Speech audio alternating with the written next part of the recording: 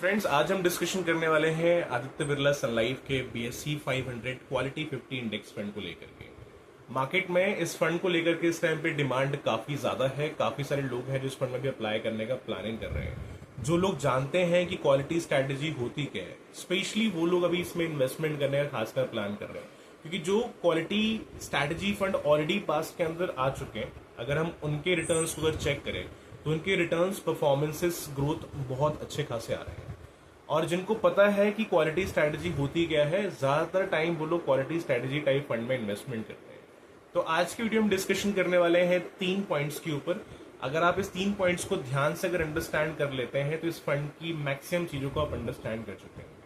और आपसे एक रिक्वेस्ट मेरा ये भी है कि अगर आप इस फंड में अप्लाई करने का प्लानिंग कर रहे हैं, अगर आप इंटरेस्टेड हैं इस फंड के बारे में इन्फॉर्मेशन लेने में, तो मेरी आपसे एक ही रिक्वेस्ट है कि इन 3 पॉइंट्स को प्लीज ध्यान से आप अंडरस्टैंड करिए, क्योंकि सारे पॉइंट्स लगभग आपको इन 3 पॉइंट्स में इस फंड के रिगार्डिंग मिल जाएंगे। सबसे पहले हम डिस्कशन करते हैं क्वालिटी स्ट्रैटेजी को लेकर के। क्वालिटी का सिंपल से मतलब है कि ये आपके पैसे इन्वेस्ट कर रहे हैं 50 कंपनी में। फंड के नाम से ही मालूम पड़ रहा है, आदित्य बिरला सन लाइफ BSE 500 क्वालिटी 50 इंडेक्स। तो इनके पास टोटल 500 कंपनीज रहने वाली हैं, जिसमें से आपका पैसा 50 कंपनीज में इन्वेस्टमेंट कर रहे हैं। और स्ट्रैटेजी है क्वालिटी। क्वालिटी का मतलब होता है कंपनी फंडामेंटली स्ट्रांग है कि नहीं है, राइट। आप किसी भी अगर स्टॉक्स में आज इन्वेस्टमेंट करते हैं तो किस बेसिस पे करते हैं? उसके पास रिटर्न्स के बेसिस पे। फंडामेंटली कंपनी स्ट्रांग है कि नहीं है। फंडामेंटली कंपनी का स्ट्रांग होना बहुत इंपॉर्टेंट है अगर आपको उससे प्रॉफिट अच्छा बनाना है। तो फाइनेंशियली फंडामेंटली स्ट्रांग होना बहुत इंपॉर्टेंट होता है। तो क्वालिटी का मतलब ही होता है कि जिन कंपनी के रिटर्न्स अच्छे हैं पास्ट के अंदर, जो फंडामेंटली कंपनी अच्छी है, डेप्ट कम है या डेप्ट जीरो है, राइट, मार्केट कैपिटलाइजेशन काफी अच्छा है, प्रमोटर्स की होल्डिंग्स भी काफी अच्छी खासी है, तो एक तरीके से क्वालिटी बेस्ड स्टॉक्स कहलाते हैं, जो बढ़िया स्टॉक्स हैं आज के डेट में। अब 500 में से आपका पैसा अगर 50 क्वालिटी बेस्ड स्टॉक्स में अगर इन्वेस्टमेंट किया जाएगा तो ग्रोथ का चांस काफी अच्छा खासा रहेगा। इनफैक्ट इस टाइप के काफी सारे फंड्स पास के अंदर आ भी चुके हैं, आप उनके रिटर्न्स भी चेक कर सकते हैं, तो आपको देखने को मिलेगा कि हाँ, रिटर्न्स वाकई में काफी अच्छे खासे दिए हैं। दूसरी चीज, ये एक फ्लेक्सी कैप फंड है। यहाँ आपका पैसा लार्ज कैप में भी इन्वेस्ट हो रहा है, मिड कैप के अंदर भी इन्वेस्ट हो रहा है, स्मॉल कैप के अंदर भी इन्वेस्ट हो रहा है। तो ऐसा कोई बाउंडेशन नहीं है कि आपका पैसा सिर्फ लार्ज कैप में डालेंगे या इतना परसेंट सिर्फ लार्ज कैप में डालेंगे, इतना परसेंट सिर्फ मिड कैप में डालेंगे। नो, फ्लेक्सी कैप के अंदर आपका पैसा फ्लेक्सिबल तरीके से इन्वेस्ट हो रहा है। अगर लार्ज कैप में बहुत बढ़िया आ रहा है, they will put your more money in the large cap. अगर मिड कैप में अच्छा आ रहा है तो मिड कैप, स्मॉल कैप में अच्छा आ रहा है तो स्मॉल कैप। तो एक ये स्ट्रैटेजी है जिस वजह से हमारे जो ग्रोथ है लॉन्ग टर्म के अंदर वो काफी अच्छे खासे बन सकते हैं। अब 3 पॉइंट में से पहला डिस्कशन हम करने वाले हैं फर्स्ट पॉइंट का, और वो रहने वाला है फंड का बेसिक डिटेल्स।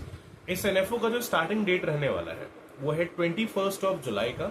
लास्ट डेट इसका रहने वाला है 4 अगस्त का, और इसका अलॉटमेंट डेट रहने वाला है 8 अगस्त का। मतलब आप इसको एज अ NFO 4 अगस्त तक अप्लाई कर सकते हैं। अलॉटमेंट डेट इसका 8 तारीख को है, तो इसका जो अलॉटमेंट है वो 8 तारीख को आपको मिल जाएगा। NAV का प्राइस रहेगा 10 रुपए का। अगर आपने इस फंड को एज अ NFO अप्लाई किया तो 10 रुपए के हिसाब से आपको यहाँ पर अलॉटमेंट दे दी जाएगा।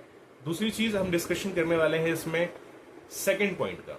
सेकंड पॉइंट यहाँ पे क्या रहने वाला है? सेकंड पॉइंट में रहने वाला रिस्क, इन्वेस्टमेंट अमाउंट कितना रहने वाला है, और एक्सपेंस रेशियो, एग्जिट रोड यहाँ पर क्या रहेंगे। रिस्क रहने वाला है गाइस यहाँ पर वेरी है।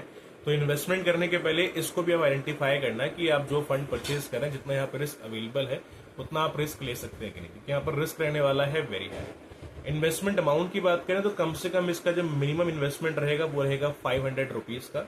अगर आप इसको एज अ लमसम या फिर SIP फॉर्म में भी अगर इन्वेस्टमेंट अगर कर रहे हैं तो कम से कम 500 रुपए देकर के आसानी से इसको आप शुरू कर सकते हैं। एग्जिट लोड की बात करी जाए, इसमें एग्जिट लोड रहने वाला है 0.10% का।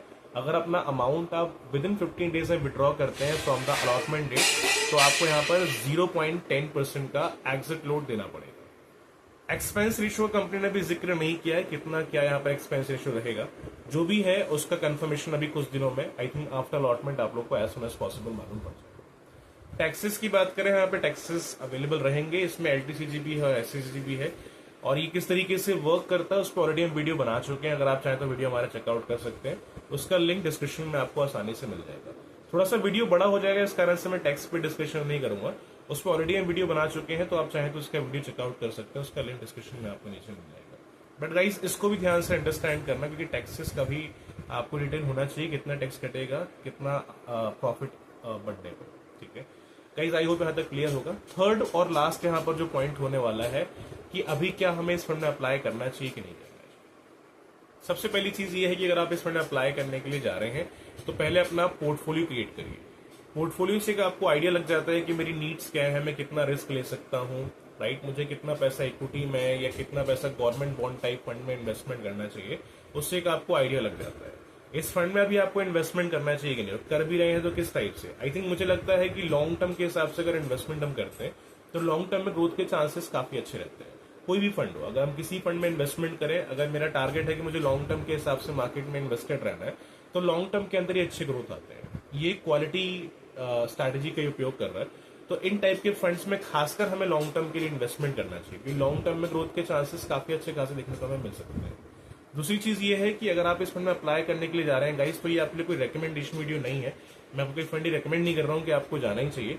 एक बार थोड़ा सा अपने एंड से आप अंडरस्टैंडिंग करिए। बाकी रही बात, मैं अगर अपना रिव्यू दूं इस फंड को लेकर के, तो मुझे लगता है आई थिंक अगर हम लॉन्ग टर्म के हिसाब से इन्वेस्टमेंट करते हैं तो ग्रोथ काफी अच्छा खासा यहाँ से हम एक्सपेक्ट कर सकते हैं, क्योंकि जो फंड्स ऑलरेडी इस टाइप के पास्ट के अंदर आए हैं उनके रिटर्न्स काफी अच्छे देखे गए हैं, काफी अच्छे रिटर्न्स आ रहे हैं। और जो लोग ऑलरेडी इस टाइप के फंड्स में इन्वेस्टमेंट किए वो इसके अंदर भी इन्वेस्टमेंट करने के लिए जा रहे हैं।